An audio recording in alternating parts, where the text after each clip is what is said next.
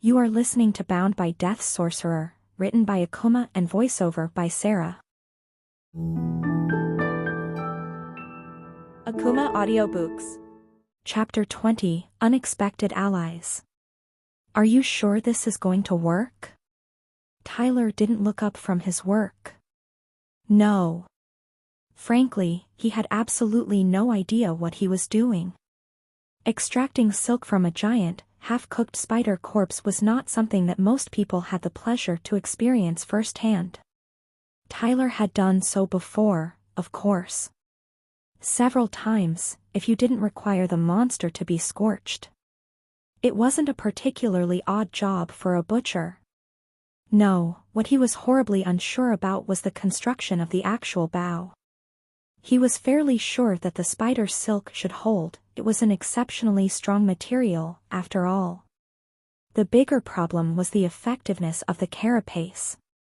He had tested the flexibility of the severed limb before beginning the rest of the work, of course, bending it back and forth, but he really had no idea how flexible the material of a bow was supposed to be. At least it seemed roughly the right shape and length, if slightly asymmetrical. Wiping the back of his hand across his sweat-drenched brow, Tyler sighed. It was definitely going to be a crude weapon. Is there anything I can do to help? Looking up this time, Tyler frowned. Do you think your receptor might help you with actually stringing the bow properly? Kenny shrugged. I mean, I'm not a crafter, but I guess my gloves do help with my dexterity with ranged stuff, so, maybe? Tyler nodded. Fair enough. I'd like to give it a shot, though I don't know that I'd be much better. Returning his gaze to the messy work before him, he paused for a moment. Just keep watch for now. About half a minute later, Tyler was almost finished.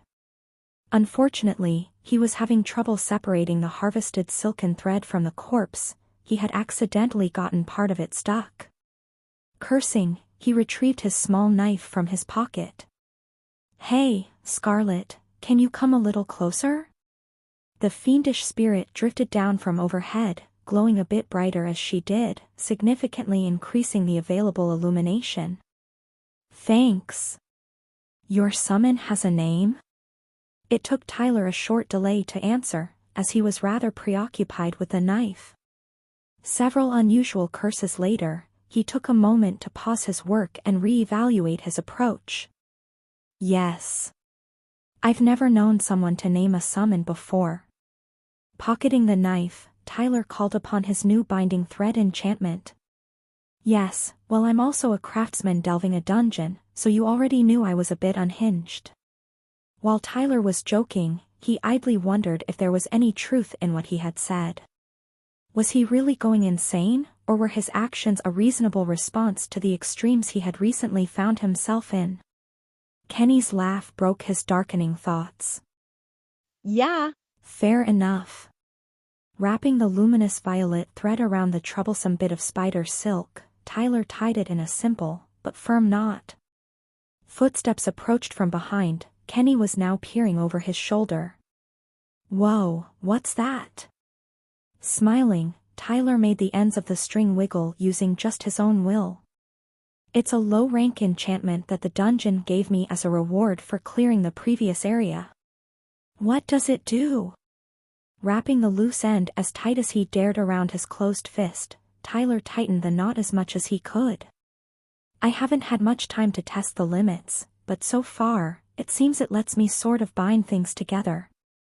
Tyler was already considering all sorts of possibilities. If only just a few of them were viable, it could turn out to be a surprisingly useful ability. He was actually looking forward to testing it out in more depth, but this was neither the time nor the place.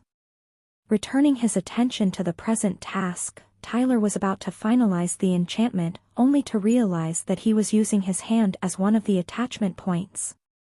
Oh. That was pretty stupid. I hope it would have prevented me from actually going through with it. With that thought, Tyler untied the thread from his fist. Looking around, he spotted a bit of shattered spider leg a few paces to the side. could you grab that for me?" he asked, indicating it with a tilt of his head. Wordlessly, Kenny bent down and handed the bit of charred carapace to Tyler. It was the perfect shape and size to tie the thread around, which Tyler did a moment later. Satisfied, he finalized the enchantment. To his surprise, it consumed considerably more arcane energy than it had before, and more alarmingly, the spell yanked the object out of his hands with great violence, slamming it into the remainder of the corpse. After recovering from his initial shock, Tyler arched an eyebrow. That wasn't expected, but it could actually end up being pretty useful. Fortunately, the smaller chunk of carapace was positioned such that he could still get a grip on it. Tyler pulled with all his might, and staggered backwards as the end of the collected thread snapped off of the corpse. Recovering his balance, Tyler scooped up the thread into a tangled bundle. "Right." He glanced at Kenny. "Your turn now." The other boy sighed. "I'll do my best." It likely only took Kenny at most a quarter of an hour to figure out the best way to string the bow and then to actually accomplish the task, but it felt far longer to Tyler. "It's done?" Shrugging, Kenny turned it over in his hands. "I don't really know what else I can do." Tyler nodded. "Then let's test it. If it doesn't snap on the first shot, I can try enchanting it." He hoped that it would work and that he could use the spider's own soul for the enchantment, but he realized it would be idiotic to spend such a valuable soul without making sure the weapon actually worked in its mundane form.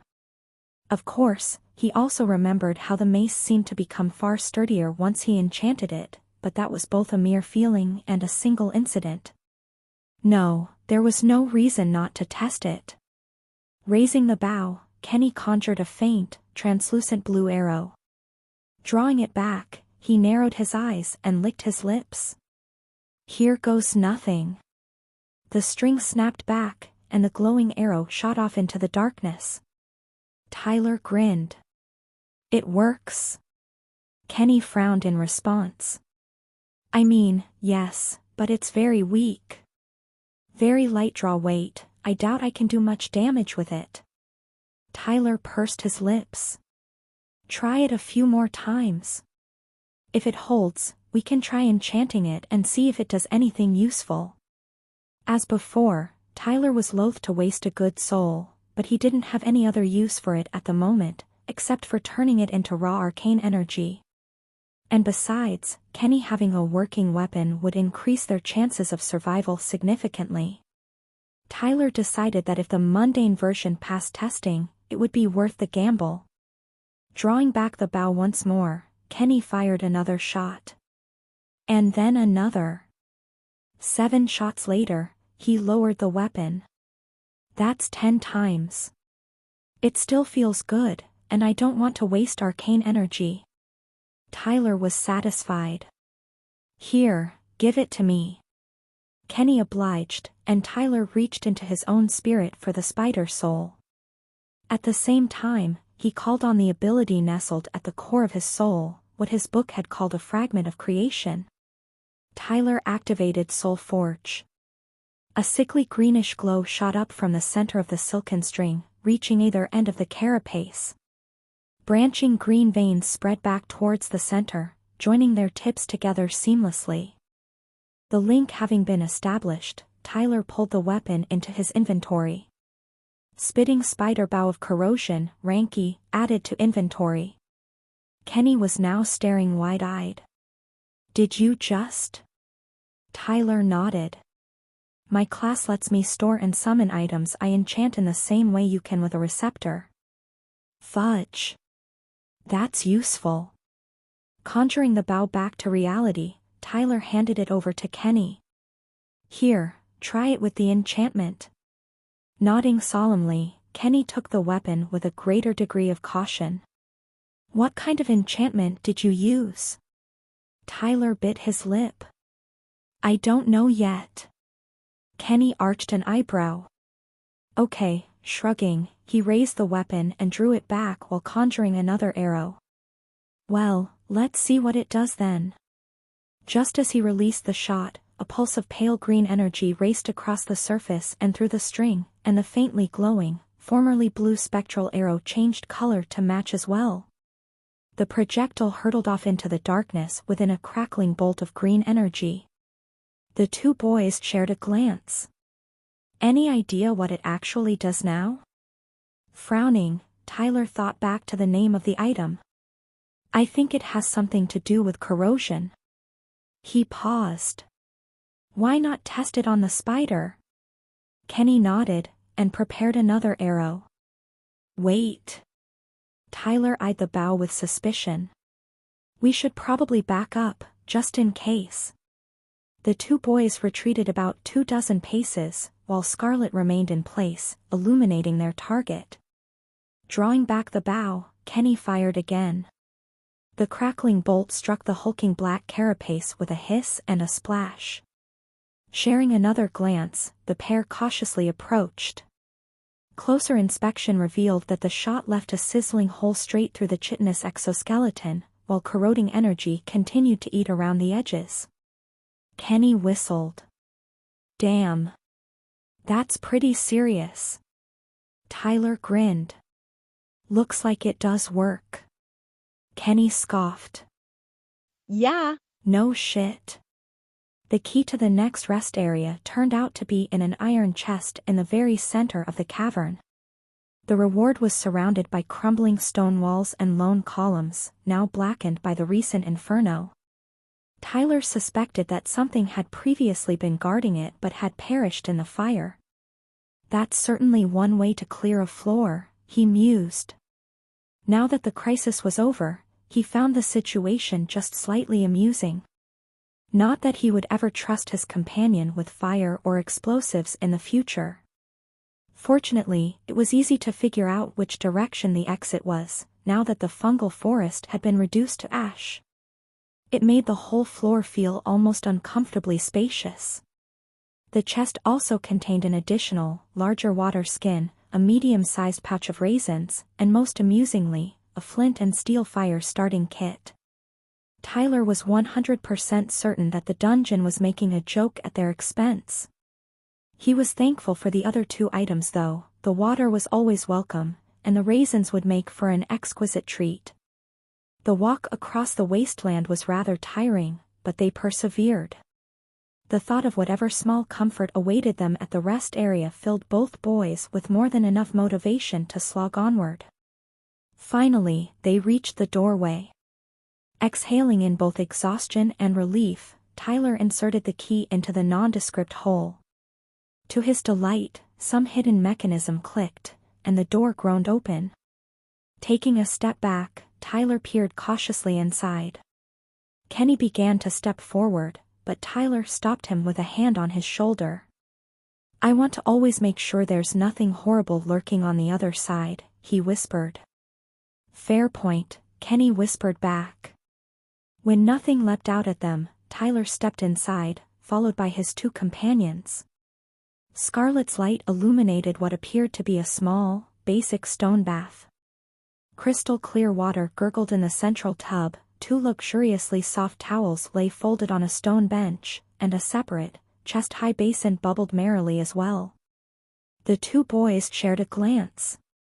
Am I dreaming, or did we just hit the jackpot? Shaking his head in wonder, Tyler didn't respond directly. Hey, Dungeon Core? Thanks a lot. I'm sorry that my friend here burned down an entire section of the floor. Hey! Ignoring Kenny's indignant protesting, Tyler refilled his own water skin from the smaller basin and took a large gulp. Not only was it clear, it was frosty cold as well. Tyler smiled. He couldn't forget why he was here, but he would take his wins when he could get them. Akumah Audiobooks.